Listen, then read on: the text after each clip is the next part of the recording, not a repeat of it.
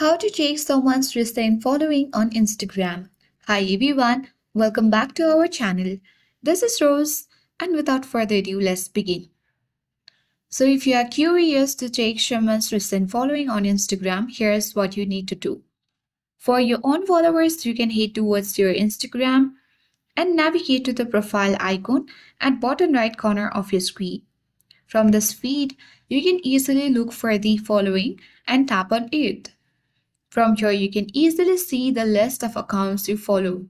You can easily sort this list by the latest, and then you can track your recent activity. For someone else follows, Instagram doesn't allow you to sort someone else following list, but you can try this workarounds.